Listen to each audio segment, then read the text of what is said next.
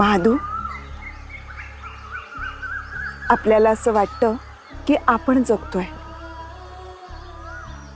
पण आपल्याला जगवणारा तो हरी असतो. अंतापर्यंतची परीक्षा माणसाला समृद्ध करत असते आणि योग्य वेळेला योग्य दिशाही दाखवते. गावातील पुरुष मंडळी बोलत असताना बाई माणसांनी मध्ये बोलण्याची काही एक आवश्यकता नाही.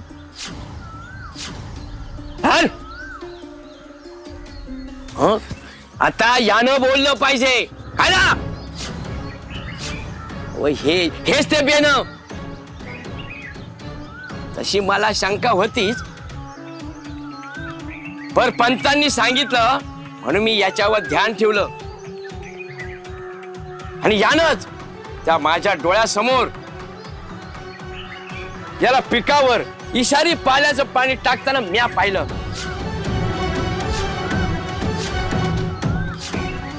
मला पाहिलं आणि यो पळाला. म्या जाऊन पाहिलं तर संधीच्या संधी रोप सुकून गेली क्षणात. काय र बोलतो की नाही? मला क्षमा करा मालक, क्षमा करा. म्या जे केलं ते द्वेषाच्या भावनेतून केलं मालक. याचं जास्त पीक येत होतं म्हणून म्हटलं. अहो महादेव शास्त्री, ही तर याची खोटी होती आणि तुम्ही तर आम्हाला मातीत घालायला निघालात. महादेव भट हे काय? अहो अडाणी माणसे तुमच्यासारख्या विद्वानावर डोळे झाकून विश्वास ठेवतात आणि तुम्ही त्याचा लाभ घेऊन त्यांना लुबाडण्याचा कट रचता. आम्ही चांगल्या मनाने महादूची मदत करायला आलो आहोत. असं असताना तुम्ही आमच्यावर असे आरोप कसे काय करू शकता? पुरावे असल्याशिवाय आरोप सिद्ध होत नाहीत. आणि इथे मुद्दा आरोपाचा नाहीच आहे. जनतेची, गोरगरिबांची फसवणूक, पिळवणूक करण्याचा आहे. आणि ते मी होऊ देणार नाही. कोण समजतोस कोण तू स्वतःला? समाज नावाच्या कुटुंबातील एक सामान्य माणूस. आणि आपल्या कुटुंबातील लोकांना त्रास झालेला आपल्याला सहन होतो का? नाही ना. तुमच्यासारख्या माणसांमुळे हा समाज आणि माझ्या कुटुंबातील माणसांना मी दिशाहीन होऊ देणार नाही.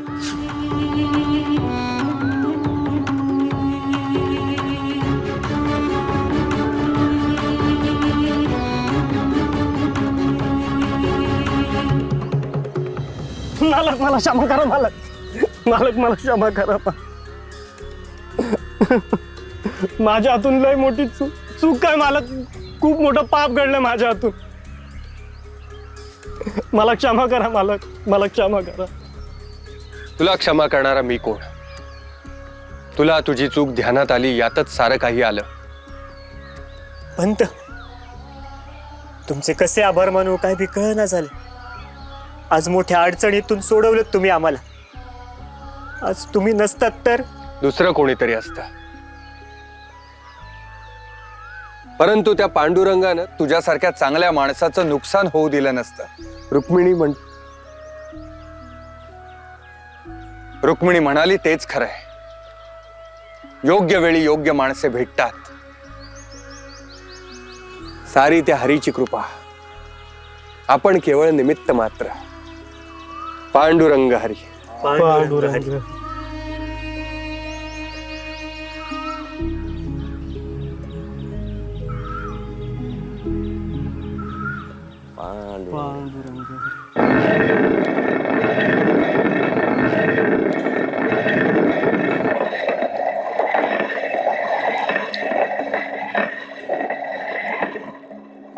वाण घेऊनी सासरी संस्काराची शिदोरी.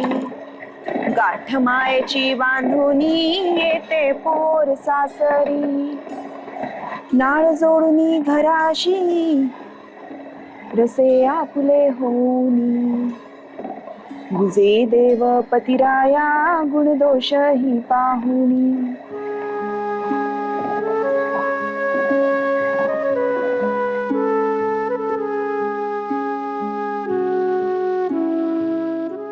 नेमका राग कशाचा आहे ते तरी सांग.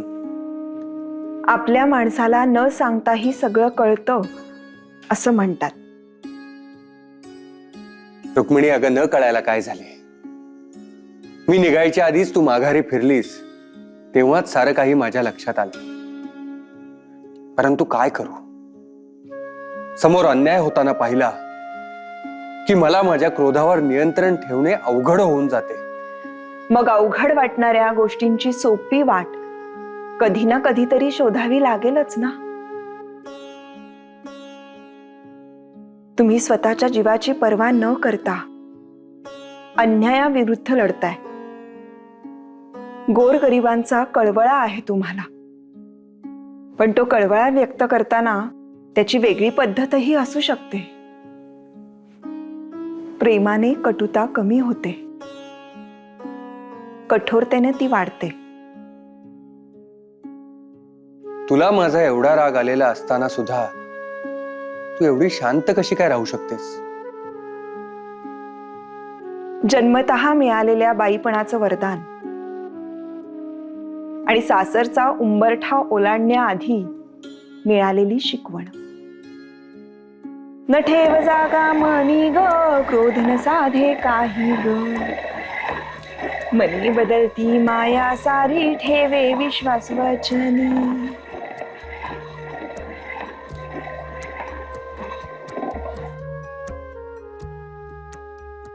ना जगी मोल क्षमे सारखे, कठोरते वाढविती अंतरे, समजाविता बोल प्रेमाचे, उमगे सर्व ज्ञान जगताचे.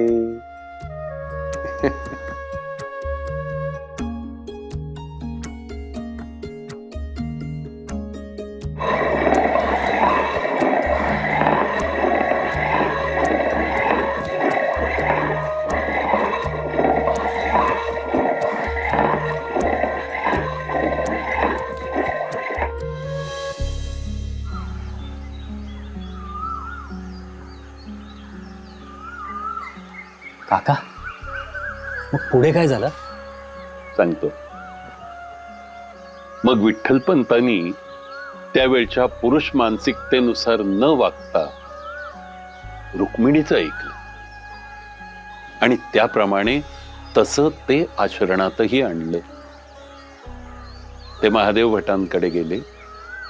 क्रोधात आपण कठोर शब्द वापरल्याबद्दल त्यांची त्यांनी क्षमा मागितली.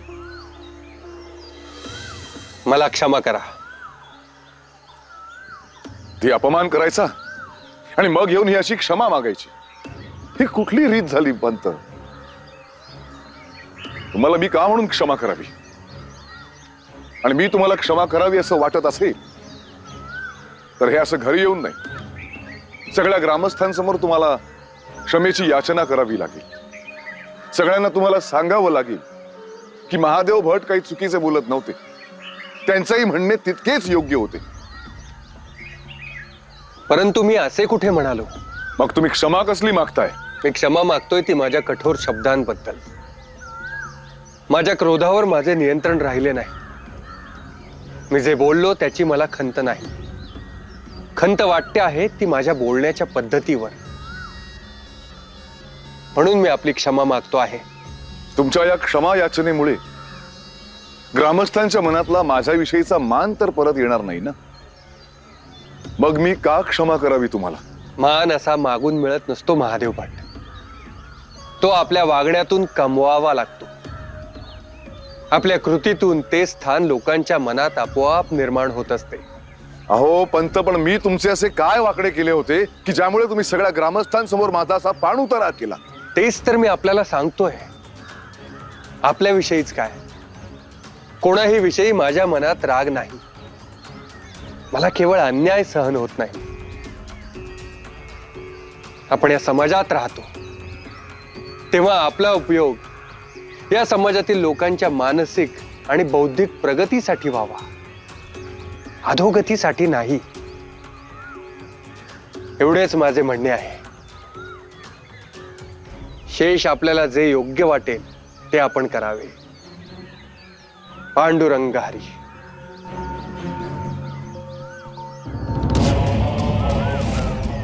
तू नेहमीच असं गोड गोड बोलून सगळ्यांची मनं जिंकतोस. विठ्या, तू सगळ्या गावासमोर माझा अपमान केलायस, मला कमीपणा आणलास. तुझा सुद्धा सगळ्या गावासमोर असाच अपमान करीन. नाही तुला मान खाली घालायला लावली ना तर नाव सांगणार नाही, महादेव भट.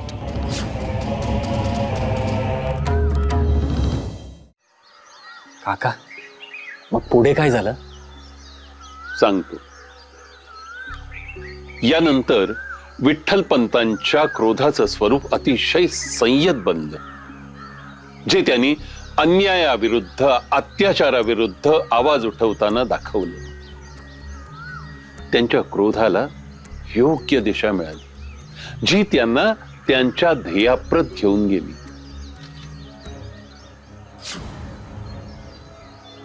राहून राहून तू सुद्धा त्याच मार्गाने जातोयस असं मला सतत वाटत असत.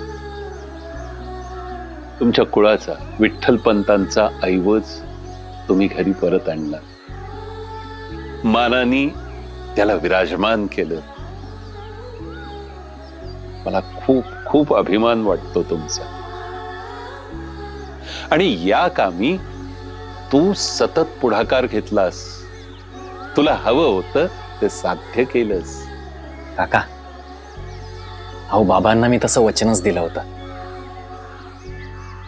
बाबांच्याच मार्गावर चालत मला माझी दिशा मिळवायची.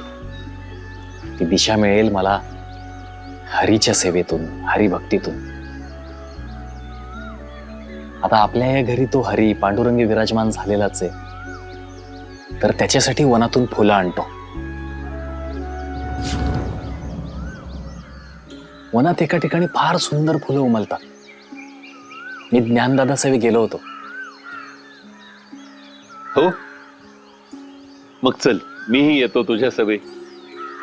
काका हो, तुम्ही कशाला, तुम्हाला कशाला त्रास? तुम्ही विश्रांती घ्या, दगदग करू नका, असंच म्हणायचंय ना तुला? हो, आणि तुम्ही ते नाही ऐकणार हेही मला ठाऊक आहे. मी ज्ञानदादा आणि गुरुदादाला सांगून येतो. ते दोघेही ध्यानाला बसलेत आता, आणि मुक्ताही कसलं तरी पारायण करते. बर, मग त्यांचं होईस्तोवर आपण जाऊन येऊयात.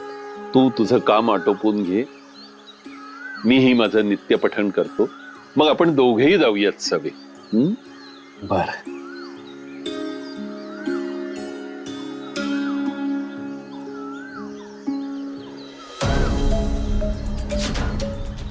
अन्या, ही येळ साधायलाच हवी.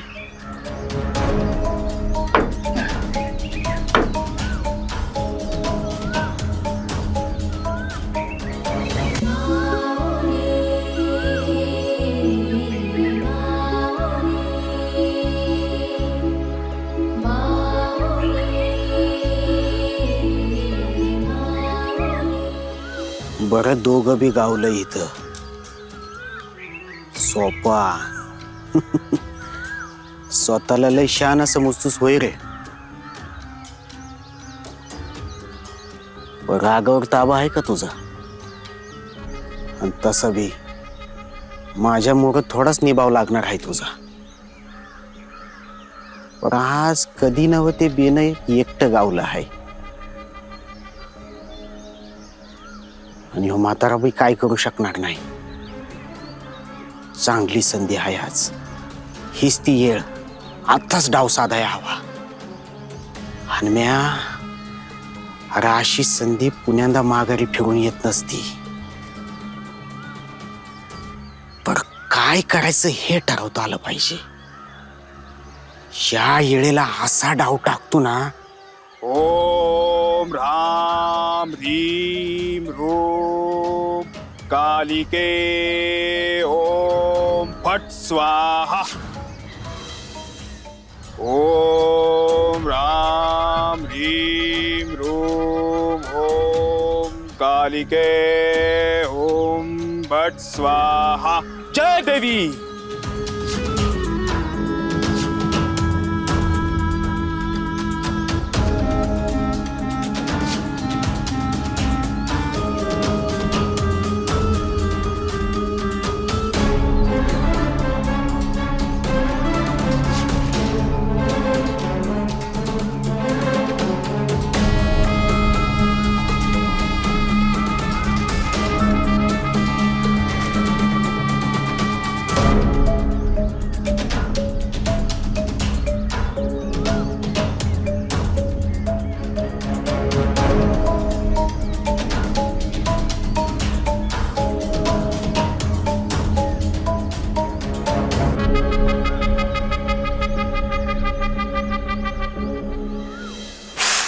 नारायण गावाला माझ्या लेकरांच्या रूपा उजळल्या दाही दिशा दिस झाला से सोहळा.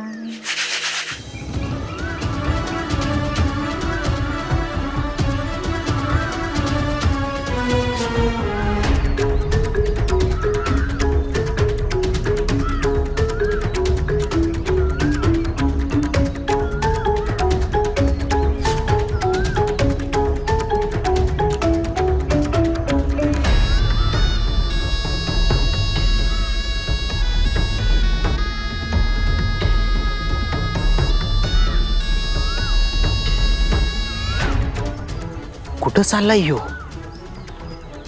आणि याला गाठायचा कसा?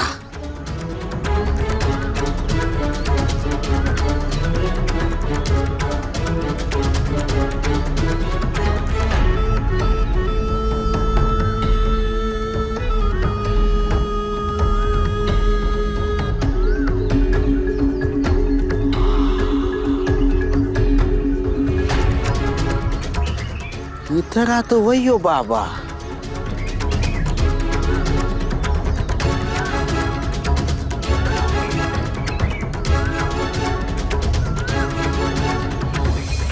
ओम राम ह्रीं ह्रूं ओम फट स्वाहा. ओम राम ह्रीं ह्रूं ओम फट स्वाहा. ओम राम ह्रीं ह्रूं ओम फट स्वाहा.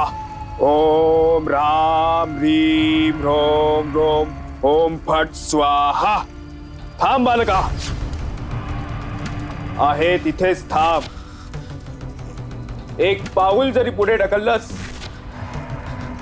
तरी तिथेच जळून खाक होशील.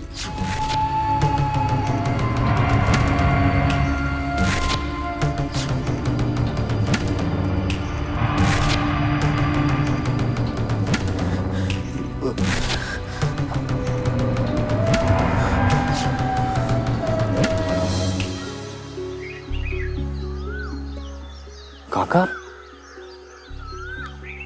काका तुम्हाला काही त्रास होतोय का?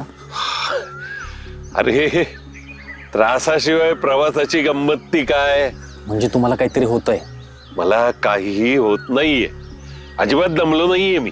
काका हो असं कसं म्हणता? दमला आहात हे दिसतंय.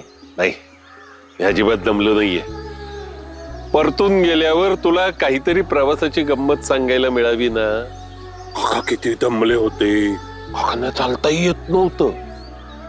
काकांचं आता वय झालं, चालताना सारखे बसत होते आणि उठताना त्यांना मला हात द्यावा लागत होता. काका हो, आणि चालत तर असे होते की त्यांची चाल बघून कासवाला आपल्या चालीचा अभिमान वाटावा. काका तुम्ही ना या.